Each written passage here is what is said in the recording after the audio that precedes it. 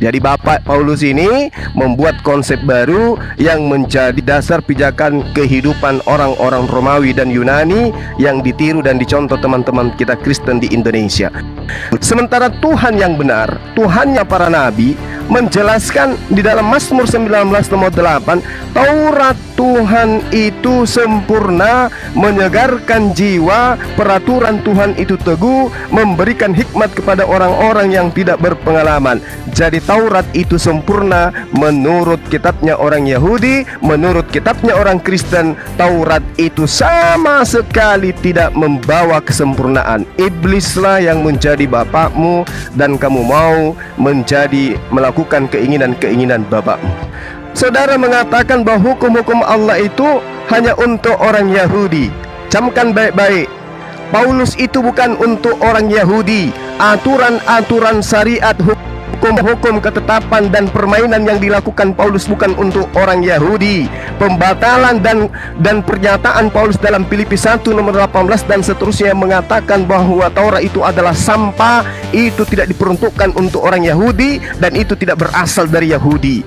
Ingat Galatia 2 nomor 8, aku diutus kepada orang-orang non-Yahudi, dan aturan-aturan Paulus itu adalah aturan-aturan non-Yahudi yang tidak berasal dari Tuhannya Yahudi. Ingat lagi Galatia 2 nomor 14, 15, orang-orang yang tidak bersunat itu adalah orang-orang yang hidup secara kafir, kata Paulus.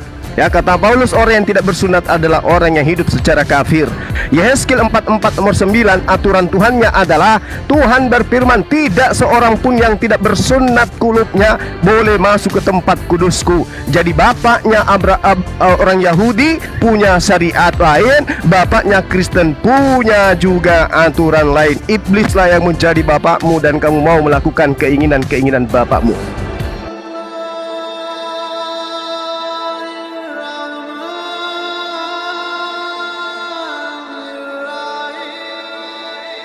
Ternyata mereka juga mengambil kisah dari kisah-kisah The Legend of the Jews dan myth orang Yunani.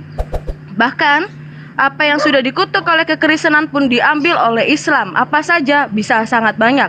Jadi kalau misalkan dikatakan Al-Quran itu teliti dan terperinci, semuanya penjelasannya sempurna, mengapa dia mengambilnya dari kitab-kitab yang lain? Dalam kitab kita jelas seperti kata Yohanes di terakhir, untuk menulis mengenai Yesus ini tidaklah muat. Bahkan kitab seluas lautan mati tidak akan muat untuk menulis mengenai Yesus. Begitu ya. Sudah? Ya. Silakan Gurunda tanggapi. Oke, baik, makasih. Assalamualaikum warahmatullahi wabarakatuh. Sahabat-sahabat, baru-baru ini peneliti Waalaikumsalam warahmatullahi wabarakatuh. Baru-baru ini dilansir dari Yerusalem langsung ya, bahwa peneliti berhasil tumbuhkan benih kurma yang sudah berusia 2000 tahun silam. Alhamdulillah. Dan itu Israel, kejadiannya ya? di Yerusalem. Israel kan? Ya. Israel kan? Ya, Yerusalem, betul. Oke, sementara kandang tempat Yesus diam. Diam. Sebentar. Sedangkan kandang tempat Yesus lahir itu tidak ditemukan, tidak ada bukti. Tapi kalau pohon kurma yang ada di sana sudah ditemukan bijinya 2000 tahun silam. Itu fakta sejarah yang tidak bisa dibantahkan ya. Jadi kemudian ketika kita berbicara mengenai sejarah, ini teman-teman nanti akan kewalahan ini, karena tidak ada sejarahnya Yesus bertemu dengan penulis-penulis kitab mereka. Lalu kemudian ketika berbicara mengenai Al-Quran, lalu yang dijadikan sebagai dasar penilaian adalah buku terjemahan-terjemahan yang tidak jelas dari mana asal-usulnya, itu adalah sesuatu yang tidak relevan. Satu wahyu dari pencipta yang maha melihat, satu tulisan-tulisan orang yang tidak kita kenal, entah siapa penulisnya, lalu kemudian disalin ke dalam bahasa negara-negara yang ada yang kita tidak tahu kredibelnya seperti apa. Nah, sedangkan teman-teman Kristen di sini hadir kemudian untuk membantah Al-Quran dengan menggunakan data terjemahan dari kitab yang tidak jelas. Konon cerita yang dituliskan ini adalah buku yang dituliskan oleh 40 orang, kurang lebih 1700 tahun. Siapa di antara penulisnya? Tidak ada yang tahu. Jadi sangat keliru ketika kemudian dikatakan bahwasanya Al-Quran itu salah dengan menunjukkan data-data dari Bible. Kemudian sangat-sangat mudah untuk membuktikan bahwa yang disalib itu bukan Yesus. Kita lihat aja di dalam kitabnya teman-teman Kristen yang amburadul, acak-adut satu sama lain. Matius 26 nomor 29. Yesus sendiri yang berkata dengan mulutnya, mudah-mudahan dia tidak berdusta. Mulai dari sekarang aku tidak akan minum lagi hasil pokok anggur ini sampai hari aku meminumnya nanti, yaitu bersama-sama dengan kamu dalam kerajaan Bapakku. Jadi Yesus berikrar dan berjanji di depan murid-muridnya tidak akan minum pokok anggur lagi sampai nanti di hari kiamat, nanti hari di kebangkitan. Tapi yang disalib ini mati karena keracunan anggur. Di dalam Yohanes 19 nomor 30, sesudah Yesus meminum anggur asam itu, berkatalah dia sudah selesai, maka dia pun mati. Jadi ada dua oknum yang berbeda. Satu mengatakan tidak akan minum anggur lagi, yang satu mati bukan karena disalib, tapi mati karena keracunan anggur. Itu fakta. Jadi tidak usah lagi mengatakan tidak ada penyaliban, bukan Isa yang disalib, bukan Yesus. Faktanya penyaliban itu memang ada, tapi yang disalib itu bukan Yesus Kristus, bukan anak Maria. Karena anak Maria itu diselamatkan oleh Tuhannya. Demikian sementara, silakan. Silakan Bang Storymaker. Ya, kalau kami kekristenan memahami bahwa 2 Korintus 5 ayat 21, dia tidak mengenal dosa. Nah, ini uniknya, dibuat berdosa. Artinya apa? Hanya manusia berdosa lah yang mati. Kalau tidak berdosa tidak bisa mati, bro. Maka dikatakan waktu di kayu salib ditimpakan semua dosa manusia itu sehingga dia mati manusianya. Uniknya di situ. Tetapi semua manusia yang mati itu jelas dikatakan oleh Alkitab kami, kitab suci itu berdosa. Nah, ini uniknya. Itulah buktinya. Jadi satu fakta dari ketetapan Tuhan itu iya dan amin itu dari awal Adam sampai selama-lamanya seperti itu. Tidak mungkin orang yang tidak berdosa itu tidak mati. Karena yang mati itu orang berdosa. Ini absolut itu. Kalian bantah silakan, secara iman kalian silakan. Tetapi iman kami mengatakan upah dosa adalah maut. Upah nih katanya kan, upah dosa adalah maut. Berarti setiap yang mati yang dimakan cacing itu adalah orang berdosa. Itu konteksnya. Balik ke pertanyaan, bagaimana ada kebangkitan? Berbicara tentang kebangkitan, suatu kepercayaan yang diimani tanpa bukti, kan itu yang harus jadi pertanyaan. Kekristenan menyatakan kami percaya kepada kebangkitan orang mati.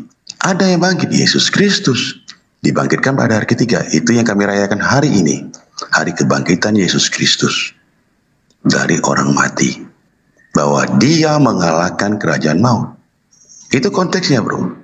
Jadi kalau berbicara sesuatu itu enaknya narasinya ada, bukan lompat-lompat lagi kita ya. Tapi narasinya mau mengatakan bahwa sesuatu yang kita imani dari kitab suci itu ada narasinya dari awal.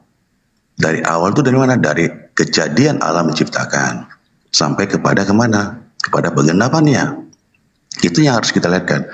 Kenapa kekristenan itu selesai dengan bahasa sudah selesai? Karena perjanjian lama itu membuatkan kedatangan seorang Mesia atau anak manusia atau Kristus. Itu telah digenapi oleh Yesus Kristus. Dia datang. Apakah kamu anak manusia itu? Engkau telah mengatakannya.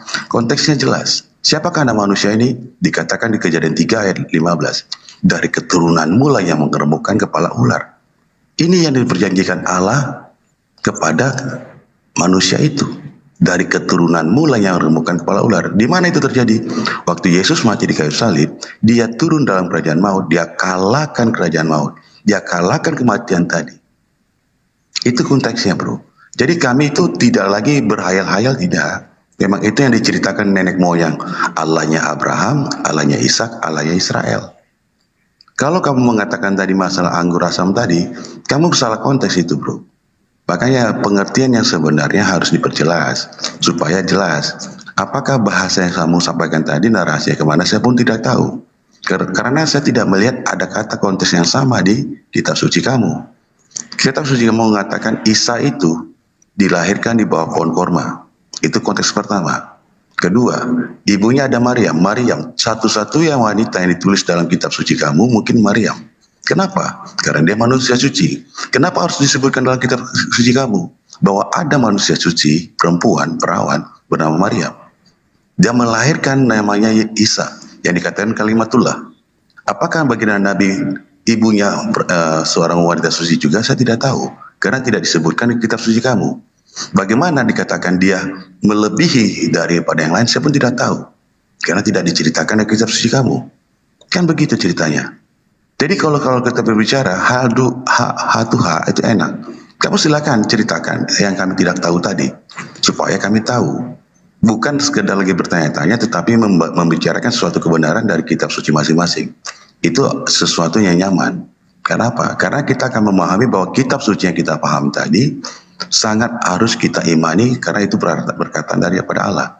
Kembali perkataan saya tadi, kenapa Allah itu mengatakan Zabur dahulu, Taurat baru Injil?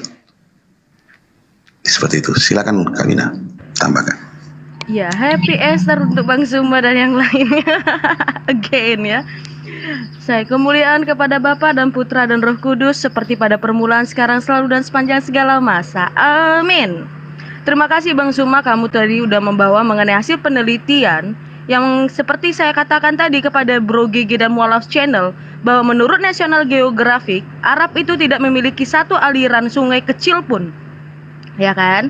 Jadi ketika dikatakan Isa itu lahir di bawah pohon korma, jadi aku pertanyakan, korma ini ditanam bagaimana? Seperti yang kamu bilang, bibit korma tertua ada di Israel. Wah, terima kasih, itu membenarkan omongan saya tadi. Seperti saya bilang, itu ada di Jordania, bibit ya. Korma tertua di dunia ada di Jordania. Terima kasih Mang Zuma, saya apresiasi kejujuran kamu. Wah, oke, lanjut teman-teman. Kita bahas mengenai sejarah tentang Yesus. Ya kan? Kita membahas mengenai sejarah tentang Yesus. Yesus disalibkan itu ditulis oleh banyak orang. Lukas melakukannya itu untuk penyelidikan semua fakta-fakta seperti yang kata Lukas kepada Josephus Flavius. Josephus Flavius perlu diketahui adalah seorang sejarawan orang Yahudi Palestina yang sudah hidup di sebelum Masehi ya, sebelum Yesus lahir. Jadi beliau ini sudah masih yang terkemuka dan dia diakui. Kemudian tokoh-tokoh yang ada di dalam di Alkitab bisa ditelusuri sampai saat ini, datanya masih disimpan oleh gereja dan bahkan oleh kerajaan-kerajaan yang dulu menjajah Israel. Bahkan Israel pun menulis demikian. Bahkan Rambam, bahkan Midras pun menulis tentang Yesus. Oke, kita bahas mengenai empat yang namanya ketika perjamuan Paskah. Yesus melakukan Paskah di hari tak beragi, yang dimana 4 perjamuan ini melambangkan 4 perjanjian dari Allah, Elohim. Jadi kita harus tahu nih bagaimana ketika Yesus mengatakan kita tidak akan meminum perjamuan yang keempat. Jadi kita harus tahu nih itu konteksnya. Perjamuan pertama itu mengenai ketika Allah memberikan perjanjian kekal mengenai anak yang dijanjikan. Perjamuan kedua bagi orang Israel pada Bapak Abraham, dan juga bahwa akan ada keselamatan dari keturunan Abraham. Perjanjian ketiga itu adalah dari bangsa Israel yang keluar dari tanah perbudakan. Lalu yang keempat adalah perjanjian kekal, mereka akan diberikan kehidupan yang kekal. Itu bisa kalian telusuri di sarapan pagi. Kalian pasti mengerti lah Rita Wahyu ya, yang ngerti banget dengan tradisi-tradisi Yahudi. Jadi di perjamuan keempat itu mereka akan menyanyikan lagu Mazmur 113 sampai 118. Nah, Yesus melakukan 3 perjamuan Paskah. Perlu diketahui juga teman-teman, Paskah itu yang kami lakukan itu sama seperti Paskahnya orang Yahudi. That's why kemarin Billy mengatakan saya mau Paskah. Sama banget dengan tradisi orang Katolik ketika beribadah Paskah. 3 hari, 4 hari. Karena apa? Karena perjamuan Paskahnya ada 4 kali. Ya. Nah, di perjamuan ketiga Yesus mengatakan ini adalah anggur terakhir yang kamu pakai. Jadi kamu tidak lagi sedih-sedih lagi untuk mengingat yang lalu-lalu, melainkan kamu mengingat Paskah ini adalah di mana bukanlah keluar dari tanah perbudakan lagi, bukan lagi keluar dari tanah dari perdosaan, tetapi kamu sekarang sudah dimenangkan dan sudah diselamatkan oleh Allah sendiri. Itulah makanya di perjamuan keempat di mana Yesus mati di kayu salib, darahnya yang tercucur di kayu salib untuk membasuh semua manusia, itulah perjamuan kita yang keempat. Perjamuan yang keempat apa? Menurut tradisi Yahudi, mereka akan bergembira dan bahagia dengan menyanyikan Mazmur 113 sampai 118, sama seperti kami orang Kristen. Kami menyambut Yesus dengan sangat sukacita, makanya kami berbahagia. Kami dimenangkan dan diselamatkan oleh Yesus Kristus melalui darahnya, ya kan? Kemudian, ketika kamu bilang itu mati diracun, saya tidak menemukan data yang kamu bilang. Justru itu yang kami dapatkan, data itu ada dari Basilides yang mengatakan yang diserupakan, tetapi bukan karena diracun. Dan itulah yang diambil oleh Al-Quran, yang dimana Yesus diserupakan karena Yesus yang dianggap oleh Gnostik Basilides bahwa Yesus adalah roh sepenuhnya, ya makanya keilahiannya yang ditekankan. Jadi makanya Yesus tidak disalibkan, melainkan orang lain yang diserupakan untuk memenuhi karya keselamatan tersebut. Bisa tolong dibaca teman-teman, Gnostik Basilides, dipersilahkan. Kemudian kamu juga tadi tidak menjawab, baik Bang Zuma, Gaga dan Musa Channel tidak menjawab. Siapa nama bapaknya Ibrahim? Kemudian kenapa The Legend of the Jews bisa masuk ke dalam Al-Quran dan dinyatakan itu adalah firman-Nya Allah? Belum lagi mengenai kisah Ibrahim yang dibakar itu merupakan adalah kisah secara legendanya orang Yahudi, sama seperti kita melegenda mengenai anak malin kundang, ya. Dan itu kalau dinyatakan secara historis tidak ada, karena itu adalah cerita rakyat. Cerita rakyat yang sambung menyambung dijadikan sebagai dasar moralitas tapi bukan dasar keimanan. Nah, ini saya pertanyakan kepada teman-teman muslim sampai saat ini juga belum terjawab. Bahkan yang untuk pengenalan Isa yang dia lahir di bawah pohon korma pun tidak dijawab. Bahkan dibenarkan oleh Bang Zuma bahwa korma tidak pernah ada di Arab, melainkan ada di Israel. Terima kasih Bang Zuma. Lalu, untuk yang namanya seperti saya bilang tadi, semua itu kepanjangan kayaknya khotbahnya ini. Bentar. Iya, Data itu PowerPoint. menggunakan 3 kualifikasi, primer, sekunder, dan tersier. Kalau ini tidak bisa berjalan di dalam kitabmu, saya pertanyakan, berarti Allahmu tidak berjalan dengan peradaban manusia. Silahkan Bang Zuma. Oke, sudah ditangkap. Silakan. Oke, saya dulu ya teman-teman. Nah, ini saudari siapa namanya? Si Mina ya. Saudari mengatakan Abraham itu dibakar cerita dongeng. Tapi faktanya tertulis di kitab internal Yahudi sebagai suatu cerita yang fasih, yang sahih. Nah, itu kejadiannya kapan? Udah 2000 tahun lebih dari kejadian tertulisnya apa yang ada bahwa Yesus lahir di abad pertama. Itu dulu yang perlu saudara pahami. Apesnya cerita tentang ada manusia bangkit dari kubur, mati hari Minggunya bangkit seperti sekarang, itu tidak ada di tradisi Yahudi. Apa kalau bukan dongeng itu namanya? Adanya di gereja, adanya di Romawi, adanya di Yunani. Apakah tanah Yerusalem hari ini sebagai tradisi keyakinan mereka memperingati apa yang diperingati oleh Kristen sedunia hari ini? Tidak. Kan apes. Kan lucu, sedunia umat Islam maulid, tempat kelahirannya maulid. Subhanallah. Yesus mati bangkit pada hari ketiga. Tempat kematian dan kebangkitannya nggak ada peringati itu. Kan nangis. Ya, cerita Abraham dibakar itu ada di internal mereka, di kitab-kitab tafsir mereka. Dan itu diakui oleh mereka. Yesus bangkit pada hari ketiga. Mana coba? Malah hari ini Yerusalem, Israel tidak membiarkan lagi orang Kristen mendirikan gereja di sana. Apa ini namanya? Nangis kan? Nah, sekarang ketika Anda bercerita tentang korban itu harus orang yang berdosa sehingga Yesus harus minum anggur. Ini udah kebalik-balik ini. Kelihatannya sudah tidak punya pelakatnya orang Yahudi, Bung. Dalam Imamat 1 misalnya, di situ satu perikop Anda bisa pelajari. Korban yang diminta oleh Tuhan adalah korban yang tidak bercacat, apalagi berdosa. Yesus minum anggur, berdosa. Padahal katanya yang harus mati di atas tiang salib itu adalah orang suci. Tidak bisa menebus dosa kalau bukan orang suci. Faktanya Yesusmu minum anggur. Sampun ganti Yesus asli minum anggur. Lalu kemudian saudara mengatakan yang harus korban itu adalah pendosa. Diakui sekarang Yesus itu adalah pendosa. Kan apes kalau sudah kayak begitu. Sekte lain mengatakan Yesus orang suci sehingga hanya orang suci yang bisa menjadikan penebusan di atas tiang salib. Hari ini kita mendengarkan Yesus orang berdosa sehingga layak mati. Ya, berembuk lagi, bikinlah konsili baru ya.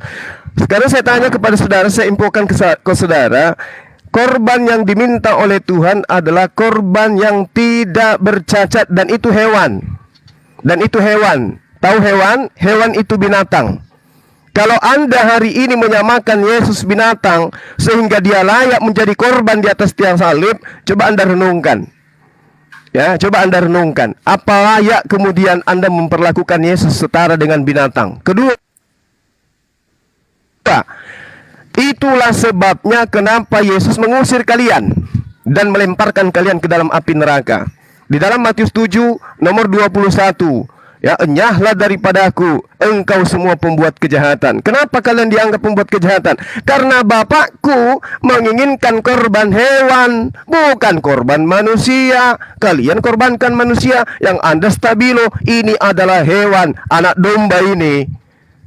Paham itu? Makanya Matius 13 nomor 50, orang yang membuat kejahatan semuanya akan dilemparkan ke dalam api neraka.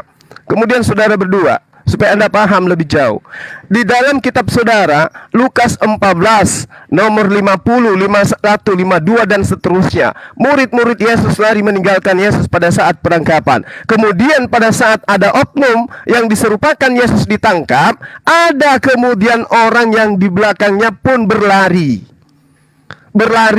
lalu menanggalkan kain lenan yang ada pada dirinya, lalu lari telanjang. Ini PR yang sudah hampir 5.000 tahun orang Kristen belum bisa temukan. Siapa orang yang lari dalam keadaan telanjang melepaskan kain lenan? Di depan, di belakang orang yang dikatakan Yesus, tapi bukan Yesus yang asli. Siapa orang yang lari telanjang melepaskan kain lenan itu? Saya kasih bocoran, tapi tidak ada yang mau percaya. Lebih percaya kepada angan-angan ajaran Romawi Yunani. Datang dewa, mati di atas tiang salib, nebus dosa manusia. Padahal Israel hari ini tidak ada kegiatan ritual seperti itu. Tuhannya datang, Hasem datang, hari ketiga bangkit dari kematian. Nggak ada itu. Adanya di Vatikan, adanya di Roma, adanya di Eropa sana. Yang lari telanjang menggunakan kain lenan itu Yesus. Apa buktinya? Baca kitab saudara, plototin, jangan cuma PowerPoint aja yang dibesar-besarin. Bibelnya dibaca. Yohanes 13 nomor 4. Lalu bangunlah Yesus dan menanggalkan jubahnya. Lalu ia mengambil sehelai kain lenan dan mengikatkan pada pinggangnya. Siapa yang pakai kain lenan? Yesus. Siapa yang lari telanjang melepaskan kain lenan? Siapa? Siapa? Yesus. Siapa? Yesus. Yesus. Yesus. Kitabmu sendiri yang menerangkan itu. Makanya Al-Quran itu tidak pernah diragukan kebenarannya. Wa ma qadarullah haqqa qadrihi iz qalu ma anzalallahu ala basharin min syai'.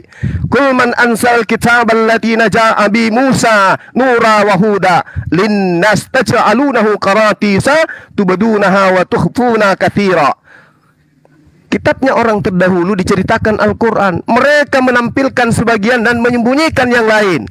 Sehingga ketika Anda mengatakan di Al-Quran dikatakan ayah Abraham itu adalah siapa? Azar. Saya katakan tidak ada dikatakan di situ aba kandungnya. Orang-orang terdahulu ketika mengatakan aba atau abi itu bisa paman, bisa om, saudara ibunya, saudara ayahnya, bisa dipanggil aba, bisa. Makanya Rasulullah Muhammad SAW memanggil aba kepada pamannya. Begitu juga Bani Ishak. Makanya mereka itu sangat-sangat pelit menceritakan tentang nasab. Hanya orang Yahudi dan orang Islam, orang Arab dan orang Yahudi yang memegang tradisi nasab sangat-sangat rinci. Itu yang perlu Anda pahami. Sehingga Al-Quran menarasikan Aba atau Abi di situ adalah pamannya. Kenapa tidak dikatakan bahwasanya Abraham bapaknya adalah Terah? Kenapa? Karena Al-Quran itu bukan buku biografi. Dia hanya menceritakan oknum-oknum yang ada berkesan dengan iman. Nah, Azar ini membuat patung, sementara Abraham bukan penyembah patung, bapaknya juga bukan penyembah patung, pamannya yang menyembah patung itu. Itu yang perlu Anda pahami. Tapi sulit untuk memahami Al-Quran kalau kitab Anda sendiri Anda tidak paham. Sekali lagi saya katakan, di dalam kitab saudara diterangkan yang menggunakan kain lenan itu hanya Yesus, Yohanes 13 nomor 4.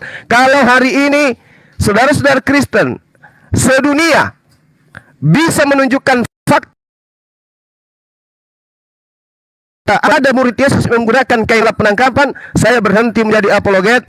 Zulkifli M. Abbas official akan saya hapus. Tapi kalau tidak ada, maka saya akan tetap menyuarakan Al-Quran tidak pernah terbantahkan. Yang disalibkan itu orang yang diserupakan, yang asli yang lari melepaskan kain lenan. Demikian, silakan. Gak nyambung yang gitu, mau apa jawabannya apa? Oke, Silakan kalau ada mau menambahkan teman-teman. Silakan Bang Gege. kalau ada yang menambahkan silakan. Ya, Hakim Musa dulu baru saya aja ya. Hakim Bang Musa. Storymaker sebentar. Oke. Ya, tafadhal. Perihal masalah penyaliban, seperti apa yang menjadi kesaksian orang-orang yang hidup sezaman dengan Yesus itu sendiri, mereka berkata, bukankah kamu pernah mendengar bahwasanya Mesias itu akan hidup untuk selama-lamanya dan tidak akan pernah mati. Namun apa yang terjadi pada Yesus alaihissalam, yang dimana dianggap ya oleh orang Kristen itu adalah Mesias yang mesti mati di gantungan di kayu salib itu, maka akan kontra dengan kesaksian orang-orang yang hidup sezaman dengan Yesus. Orang Kristen saat ini, saya lebih percaya pada orang-orang yang hidup sezaman dengan Yesus alaihissalam daripada orang-orang Kristen masa kini. 2000 tahun lebih setelah Yesus tidak ada, lalu orang Kristen bersaksi, meyakini dan berkata bahwasanya Yesuslah yang tergantung di kayu salib itu. Dan jikalau benar Yesus itu sendirilah yang tersalibkan, maka Yesus akan menjadi pembohong ketika Yesus sendiri berkata, Dia yang mengutus aku tidak akan pernah meninggalkan aku, sebab aku senantiasa berbuat yang berkenan kepadanya. Namun kita tengok orang yang digantung di kayu salib itu, apa yang terjadi pada dia? Dia berkata, Allahku, Allahku, mengapa engkau tinggalkan aku? Nah, jikalaulah benar Yesus itu yang tersalib, maka jangankan sebagai Tuhan, sebagai seorang nabi pun dia tidak layak oleh karena ia berdusta.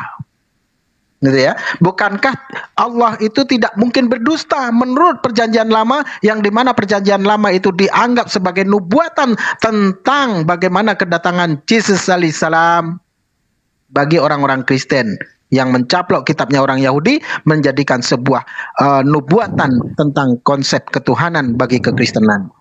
Nah, sekarang jikalaulah orang Kristen mengatakan bahwasanya Yesus itu Tuhan dan mempunyai kuasa dan mempunyai kesamaan dengan Allah itu sendiri, bukankah Yesus sendiri berkata ya bahwasanya Allah lebih besar daripada aku, seorang utusan tidaklah lebih tinggi dari yang mengutus, dan seorang hamba tidaklah lebih tinggi dari tuannya.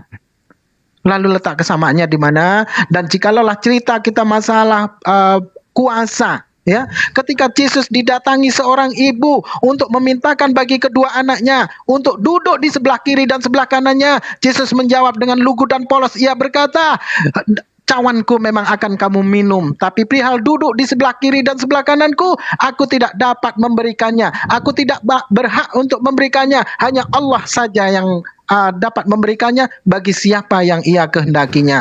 Nah, sekarang cerita masalah penebusan dosa melalui gantungan itu ya, kayu salib. Ketika orang Kristen berkata bahwasanya dosa manusia, dosa bumi, dosa dunia sudah dihapus melalui peristiwa penyaliban akan tertumpahnya darahnya Yesus alaihissalam itu, maka gagallah ketika Yesus sendiri berkata, jikalaulah kamu tidak mengampuni, maka Bapamu yang di sorga tidak akan mengampuni. Jikalaulah kamu mengampuni, maka Bapamu yang di sorga akan mengampuni. Lalu di mana letaknya penebusan dosa itu? Dan ketika Yesus didatangi oleh orang-orang ya yang membawa anaknya, lalu dihalau oleh murid-muridnya, Yesus berkata, jangan halang-halangi anak itu untuk datang kepadaku, sebab merekalah yang empunya kerajaan surga. Jikalaulah peristiwa penyaliban itu ada untuk penebusan dosa, lalu bagaimana ketika orang Kristen berkata orang-orang manusia itu sudah jatuh ke dalam dosa, yang dimana anak-anak itu menurut Yesus mempunyai kerajaan surga. Bukankah surga itu tempatnya orang-orang yang tidak berdosa?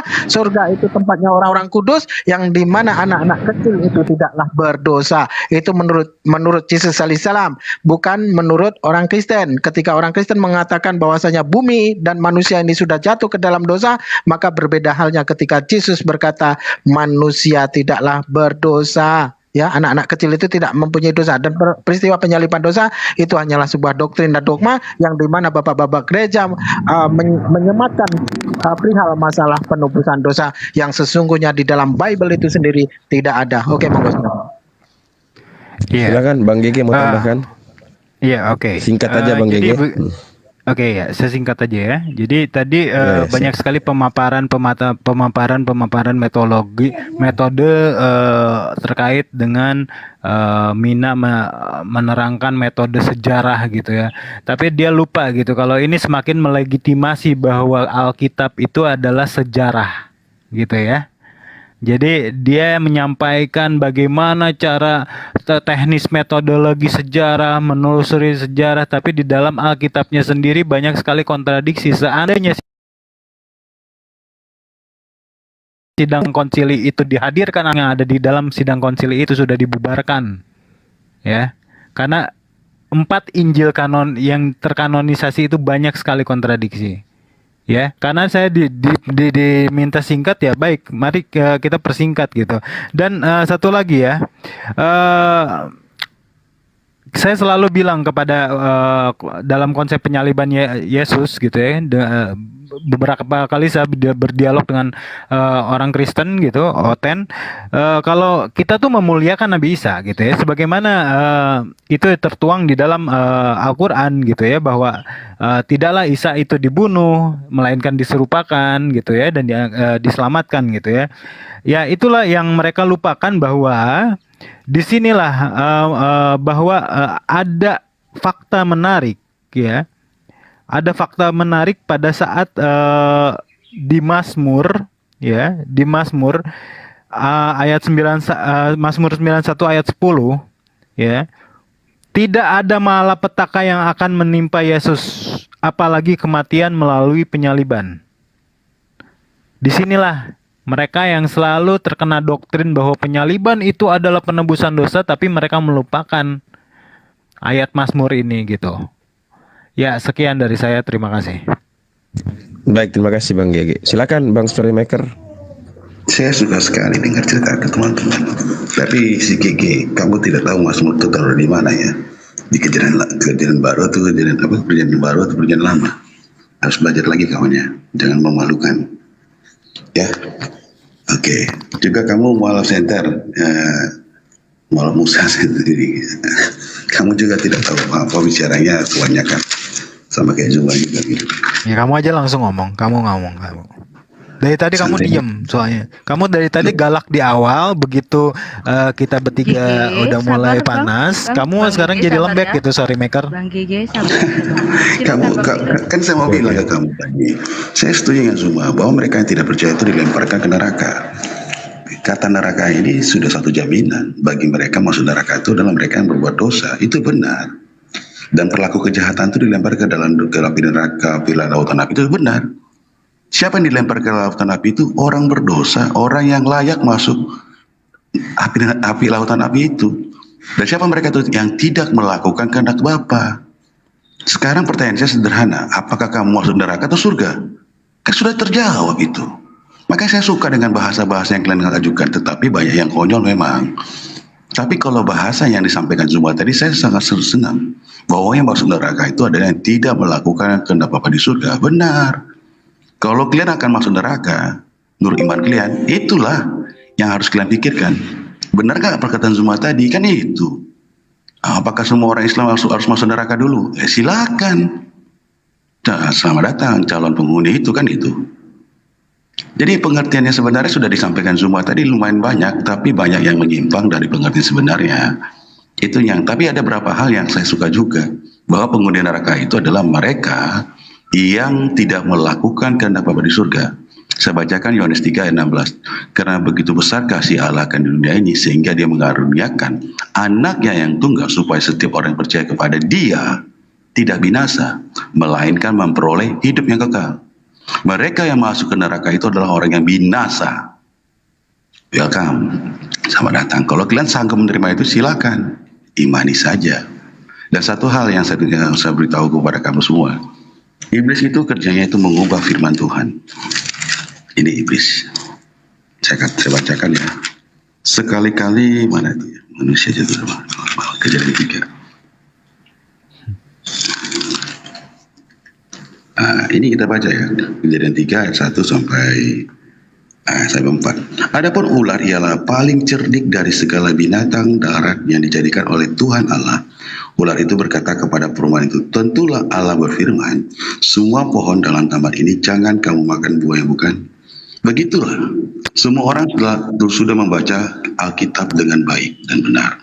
Tetapi seringkali dalam pemikiran dia menyimpangkan kebenaran itu. Kenapa? Karena dia seringkali berpikir seperti iblis tadi. Saya bacakan ayat 2-nya. Lalu usaha perempuan itu kepada ular itu, buah pohon-pohonan dalam taman ini boleh kami makan. Tetapi tentang buah pohon yang ada di tengah-tengah taman Allah, Allah berfirman, jangan kamu makan ataupun raba buahnya nanti kamu mati. Apa kata ular? Nah, ini yang tidak mengerti. Tetapi ular berkata kepada perempuan itu, sekali-kali kamu tidak akan mati. Tidak akan mati, inilah sebenarnya yang sering diputarbalikan oleh iblis. Perkataan Allah, firman Allah yang tercantum dalam kitab kami, itu iya dan amin. Siapa yang memutarbalikan itu? Itulah yang dikatakan ular tadi atau iblis tadi. Jadi kalau Bro, sekalian tolong bacain Mazmur 119 ayat 136 sama Yeremia 8 ayat 8. Tolong dibacain juga sekalian ya. Ya nanti dibaca aja oleh Osi, nggak apa-apa. Kamu aja baca nggak apa-apa. Silakan aja. Saya nggak keberatan. Saya senang firman Tuhan saya dibacakan. Boleh? Saya bacain? Oh silakan. Oke. Baik ya. Kita dengar dulu ya, katanya bacakan sama Bang Gigi. Oke. Jadi begini ya. Tadi dikatakan iblis. Jadi siapakah iblis? 119 ayat 136. Waktu itu bertindak telah tiba bagi Tuhan, mereka telah merombak Tauratmu. Ya. Yeremia 8 ayat 8. Bagaimanakah kamu berani berkata kami bijaksana dan kami mempunyai Taurat Tuhan? Sesungguhnya pena palsu penyurat sudah membuatnya menjadi bohong. Oke? Adapun sekali lagi ya. Di Wahyu 22 ayat 19 Yesus berkata, dan jikalau seorang mengurangkan sesuatu dari perkataan-perkataan dari kitab nubuat ini, maka Allah akan mengambil bagiannya dari pohon kehidupan dan dari kota kudus seperti yang tertulis di dalam kitab ini.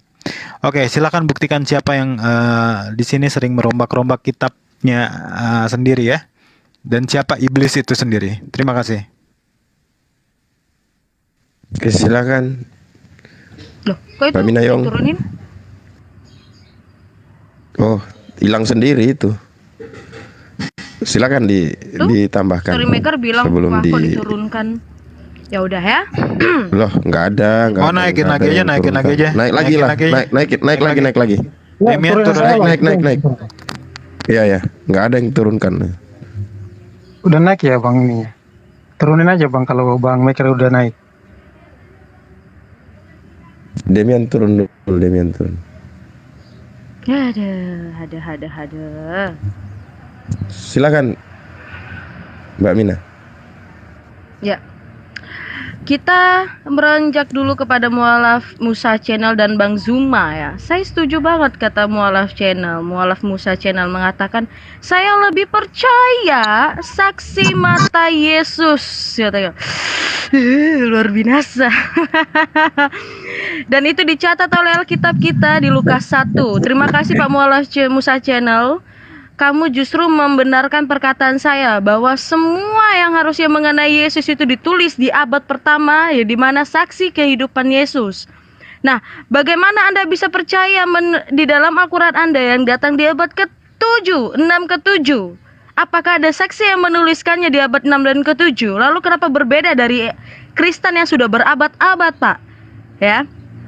Yahudi yang menjadi Kristen sudah banyak. Kalau kamu baca di dalam kitab kita di Kisah Para Rasul 2 sudah banyak. Bahkan orang Arab pun bisa telah menjadi Kristen. Kalau kamu baca di Kisah Para Rasul 2. Kemudian kamu baca di surat Tesalonika, itu sudah banyak sekali orang-orang Yahudi. Bahkan kalau kamu baca di Roma, banyak orang-orang Yahudi di Roma yang telah menjadi Kristen.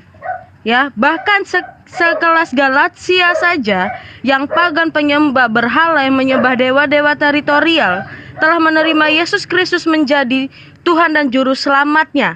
Dan itu ditulis, makanya kenapa di kitab kita itu ditulis sesuai dengan kota di mana mereka mengabarkan pewartaan. Jadi bukan sembarangan. Nah, dan juga ada penulisnya langsung, siapa yang menulis. Makanya ada kata pengantar. Kalau kamu pernah namanya skripsi, pasti di kata pengantar kamu memberikan pengantar bahwa itu adalah kamu, identik kamu yang menulis gitu ya kan. Ataupun di novel juga demikian, bahkan sinopsisnya pun disebutkan siapa penulisnya. Itu benar sekali. Lalu seperti Zuma bilang tadi, bahwa Al-Quran itu tidak penting menulis biografiknya, ya kan, biografik dari setiap tokoh-tokoh yang sudah ada berabad-abad, beribu tahun. Ini adalah pertanyaan bagi teman-teman yang lain ini. Bahkan ateis pun bertanya, bagaimana Zuma kami bisa percaya tokoh itu ada kalau di dalam Al-Quranmu sendiri tidak menulis secara akurat mengenai orang itu? Nah, ini dipertanyakan. Silakan kalian nanti akan bertanggung jawab. Kemudian kamu bilang di dalam kitabnya orang Yahudi mengenai Ibrahim yang dibakar, betul, tapi bukan 5 kitab Musa, melainkan di mana teman-teman? Ya, di midrashnya orang-orang Yahudi, bukan di kitab iman, tetapi di mana? Di kitab mereka dalam kesetaraan moral. Ini sudah pernah saya bahas, bahkan warga Nazaret saja atau si kasih Indomie pun mengakui, oh berarti itu adalah untuk moral, betul, untuk moral, kisah moral. Lalu seperti kisah Adam dan Hawa yang diperintahkan oleh Allah, iblis sujud kepadanya, itu juga merupakan the legend of the Jews, yang bukanlah dari 5 kitab Musa atau kitab untuk iman, melainkan kitab legenda untuk kisah moral. Ya teman-teman, jadi saya pertanyakan, kenapa Al-Quranmu mengambil yang bukanlah dari firman Allah, melainkan apa yang sudah menjadi cerita rakyat.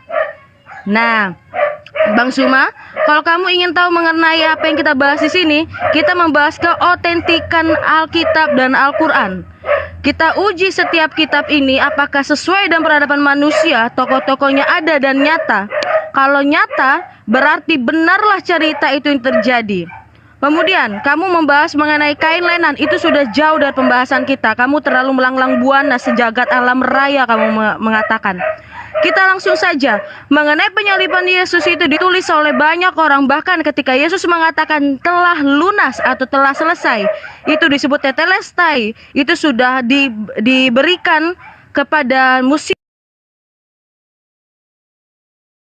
Nasional Geografik dari penelitian arkeologi, bisa kamu lihat di Vatikan dan bahkan juga direplik di Museum Internasional, dan bahkan di Yahudi pun menyimpan di benda tersebut. Nah, terus mengenai Yesus ini apalagi sih Mina untuk melihat kain turin Yesus, kain kafan Yesus itu dijaga oleh gereja, sejarahnya panjang. Kalau mau dijelasin di sini mungkin kalian tidak akan mau mendengarnya. Nah, kalau kamu bilang Yesus itu tidak bisa dipercaya, saya ngutip perkataan kalian itu sama seperti perkataannya orang-orang Farisi. Di Yohanes 9 ayat 33, di mana Yesus menyembuhkan orang buta sejak lahir. Apa katanya?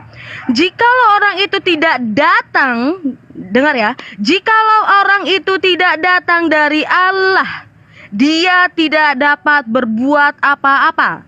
Tetapi Yesus di Yohanes 9, dia menyembuhkan orang yang buta dari lahir. Kalau Yesus bukan datang dari Allah, berarti Yesus tidak bisa berbuat apa-apa. Sedangkan Yesus berbuat apa-apa dan dia melakukan mukjizat yang begitu besar sampai orang Farisi dan Saduki pun berpikir, wah berarti ini adalah Mesias. Sang Mesias ini juga harusnya mau mengangkat senjatanya untuk melawan penjajah. Itu yang dilakukan oleh orang-orang Yahudi pada zaman itu. Tetapi apa? Yesus mengatakan, hanya kepada orang Israel aku datang, bukan untuk penjajah saat itu.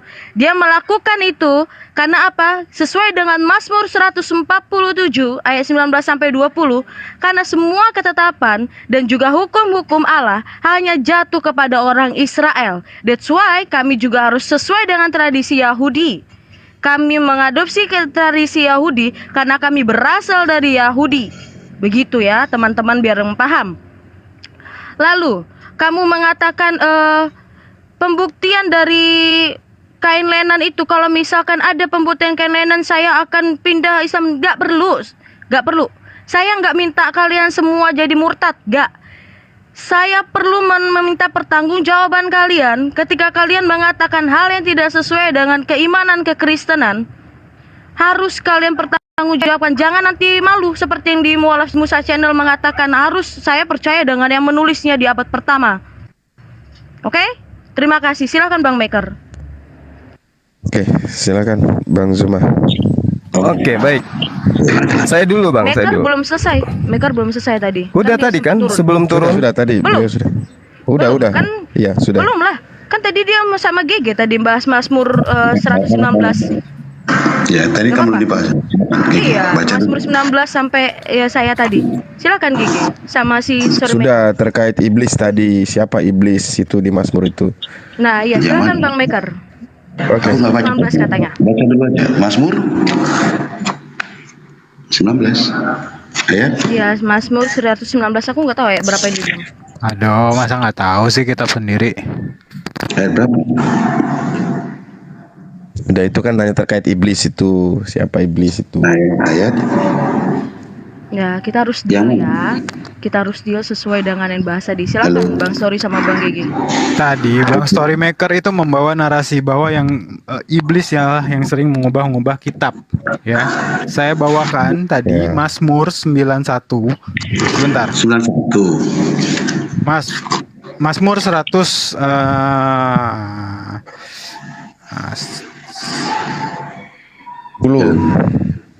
Mazmur 119 ayat 136. 119. Tadi kan kamu bawa narasi ya, siapa iblis itu yang suka merubah-rubah kitab suci ya.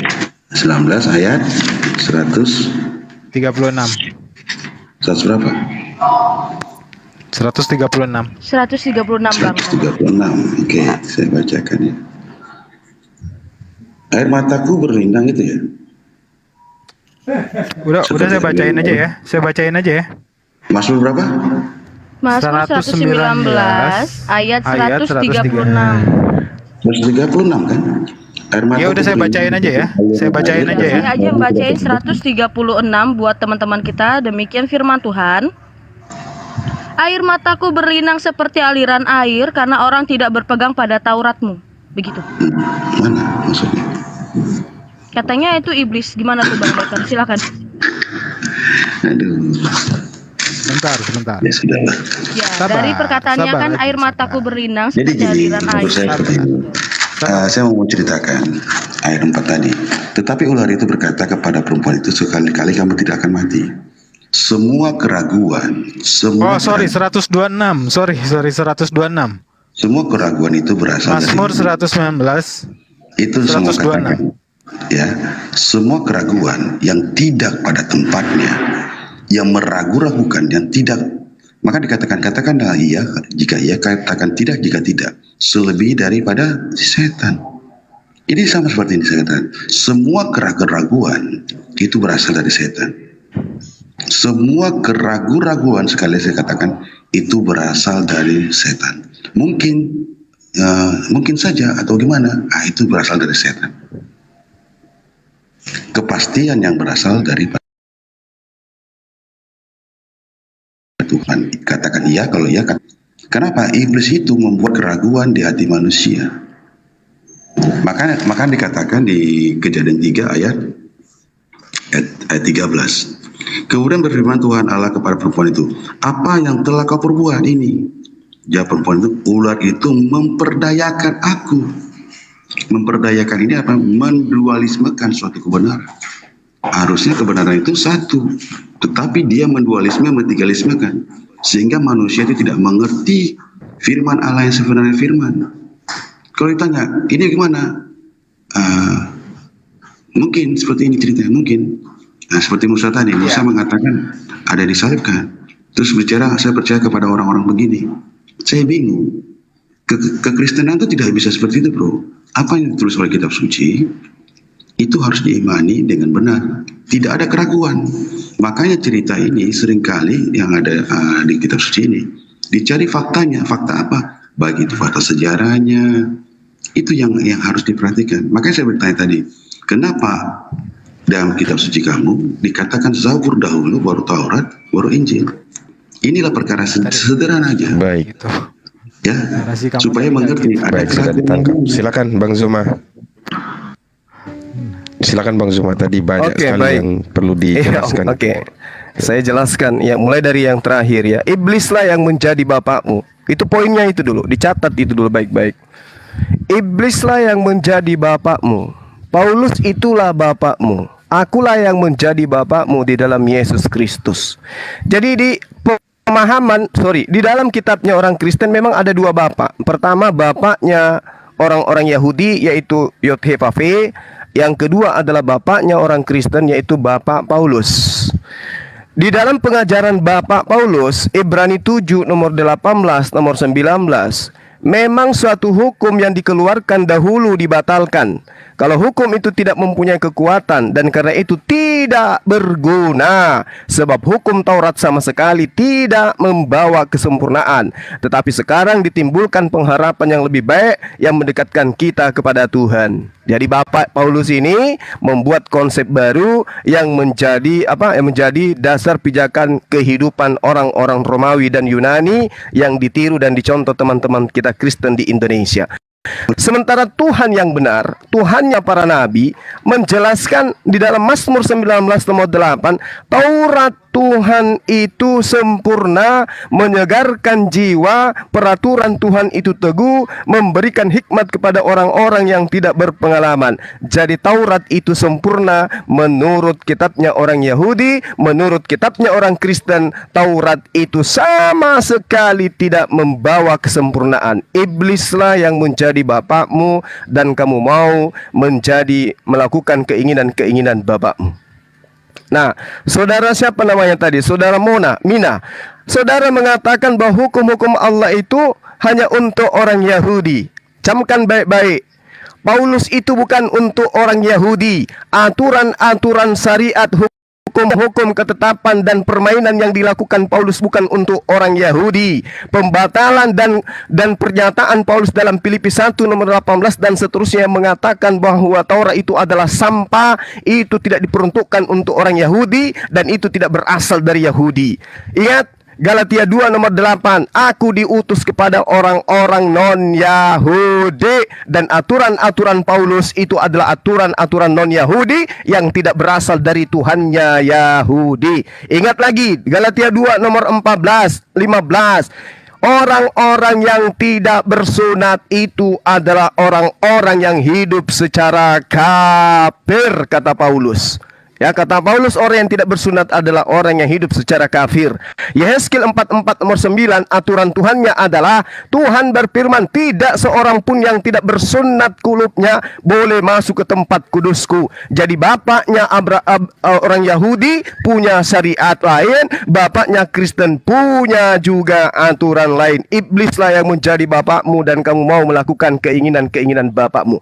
Poin yang ketiga, saudara tidak bisa kemudian membuktikan tentang sejarah kain lenan.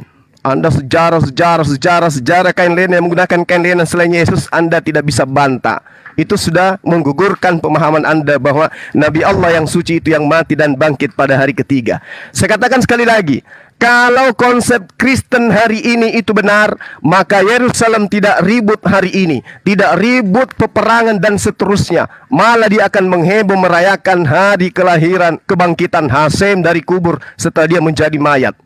Pahami itu, sekali lagi saya katakan kepada kalian yang mengerti kitabnya Yahudi, yang mengerti bahasa Ibrani, yang mengerti bahasa Aramaik adalah rabi-rabi Yahudi, dan hari ini mereka tidak kemudian melakukan apa yang kalian lakukan. Ini bukti sejarah apa yang akan Anda mau jual ke kami. Oh, sejarahnya Yesus itu disalib, bangkit pada hari ketiga. Mana pembuktiannya? Di mana itu mengheboh? Tidak ada sama sekali di tempat kelahirannya. Justru yang terjadi ketika Anda mencoba untuk melakukan tipuan tadi, bahwa biji kurma itu adanya di Yordania, itu ditemukannya di Israel, dia baik. Sedangkan Anda tidak akan pernah bisa sedangkan dengar, tapi bibitnya dari mana? Ambilnya dari mana bibitnya? Israel di bagian Yordania. Ya, sekarang ketika kemudian pada masa itu orang-orang Romawi menerima hadiah kurma dari Yerusalem, itu tersiar kepada semua kota-kota Romawi. Didatangkan kurmanya dari mana? Dari tempat kelahiran Yesus, dibawa oleh penjajah-penjajah Romawi ke tempat-tempat mereka. Itu yang perlu Anda pahami. Kemudian ketika saudara mengatakan bahwasanya orang-orang penjahat itu masuk ke neraka, ambil pulpen dan catat baik-baik. Saya ajarin sekarang. Di dalam Matius 23 nomor 15 sangat jelas di sana orang-orang Farisi meninggalkan tanah Yerusalem, meninggalkan tanah Yudea, keluar dia menyeberangi daratan, menjelajahi daratan. Siapa pelakunya? Orang Farisi. Siapa orang Farisi? Kisah Para Rasul 23 nomor 6. Paulus dengan bangganya mengatakan, "Hai saudara-saudaraku, aku ini adalah orang Farisi, keturunan orang Farisi." Yesus mengatakan dalam Matius 23 nomor 15, "Celakalah engkau wahai orang munafik, wahai ahli Taurat, wahai orang Farisi, engkau menjelajahi daratan, engkau menyeberangi lautan untuk mentobatkan orang masuk ke dalam agamamu, dan setelah mereka bertobat, mereka kau jadikan menjadi orang neraka dan 2 kali lebih jahat daripada engkau." Camkan baik-baik, agama yang didirikan oleh orang Farisi adalah agama Kristen. Siapa pendirinya? Ya, orang Farisi. Apa agama yang didirikan oleh Paulus? Agama Kristen. Di mana datanya? Baca di dalam Kisah Para Rasul 24 nomor 5. Jelas sekali di sana dikatakan bahwa inilah dia Paulus, seorang yang kena penyakit sampar, yang telah menyesatkan banyak orang Israel, banyak orang Yahudi, dan dia berasal dari sekte Kristen, sekte Nazaret. Itu disebabkan oleh karena Anda telah mengatakan pembuat kejahatan itu adalah siapa? Dilemparkan ke dalam api neraka. Ternyata Anda telah dicatat di sini, agama Kristen adalah orang-orang neraka. Kisah Matius 23 nomor 15. Agama yang didirikan oleh orang Farisi, sekte Nasrani, menurut Matius 23 nomor 15, Yesus memproklamirkan mereka adalah orang-orang neraka. Jadi jangan Anda belokkan ke Islam. Kenapa? Yesus ketika datang kepada Bani Israel, di dalam khotbahnya, di dalam pengajarannya, dia tidak pernah menyentuh sedikit pun orang Arab. Dia tidak pernah menyentuh sedikit pun keturunan Ismail. Yang ada adalah menyentuh Israel, Yahudi, ahli Torah, keturunan ular belut. Oke, saya jawab ya. Sudahkah? Bosan aku. Iya, ini apa lari-lari ke Paulus. Nggak menjawab. Narasinya nyambung dari tadi sih. Saya bacakan lagi. Kita bahas apa? Aduh, udah. Ya, kalau bicara Galatia kita bahas. Nggak enak kalau muter-muter, nggak dapat saya poin dari tadi juga. Nah ini misalnya Galatia. Bang Zuma monitor, Bang Zuma. Galatia 3 ayat 16. Oke, silakan Bang Gigi atau Bang. Segala janji itu kepada keturunannya. Tidak dikatakan kepada keturunan-keturunannya, seolah dimaksudnya banyak orang, tetapi hanya satu orang. Ini harus dimengerti, satu orang ini. Siapa itu? Isa. Itu yang harusnya Yesus Kristus. Jalurnya jelas. Makanya saya bilang tadi, dari tadi kita bicara nggak ngerti juga saya. nggak fokus, mutar sana, mutar sini, tanya saya, tanya sini. Dari Al-Quran juga tidak saya dapatkan satupun. Dari tadi Kristen doang, Alkitab. Kalau kita mau belajar pemahaman Alkitab nggak apa-apa, saya ajarkan. Terus bicara tentang tadi hukum Taurat, itu kan sudah dikatakan juga di Galatia 3 bahwa Abraham itu hidup dan dibenarkan oleh iman. Kemudian datanglah Musa, manusia itu dibenarkan oleh hukum Taurat. Kedatangan Yesus Kristus itu mengembalikan manusia itu diselamatkan oleh iman. Ini juga harus dimengerti, tertulis. Jadi kalau mau bicara, kita bicara ayatnya, kita pahami pelan-pelan nggak apa-apa. Tapi kalau melompat sana lompat sini, terus saya tidak mendapat dalil dari Al-Quran tentang yang saya katakan tadi, saya pun bingung gitu. Terus yang paling susah saya tangkap tadi satu hal, tolong saya dibantu jawab ya. Katanya Paulus itu orang Nasrani, orang yang dikatakan melakukan banyak hal kejahatan. Saya tanya kamu, itu Siti Khadijah itu agamanya apa? Itu yang dinamakan dikatakan yang dikatakan novel itu agamanya apa? Ini yang harus dimengerti, bicara jangan bibir licin. Terus kamu katakan bagian Nabi menikah dengan seorang yang sesat gitu. Pakai nalar yang benar dong. Jangan nanti malu sendiri gitu. Masa bagian Nabi menikahin orang sesat? Ya. Apakah itu Siti Khadijah bukan orang Nasrani? Apakah Waraqah bin Nawfal itu bukan orang Nasrani? Maka kalau berbicara hati-hati. Jangan seenak udahnya akhirnya malu sendiri. Coba kamu bayangkan seorang yang Nabi menikah dengan dikatakan si Nasrani itu begini. Coba bayangkan. Itu kadang-kadang harus dimengerti lah ya. Jangan asal bibir licin aja. Oke lah, saya kalau kayak gini saya ada lagi mau didiskusikan atau gimana? Ya lanjut giliran saya ya. Lanjut.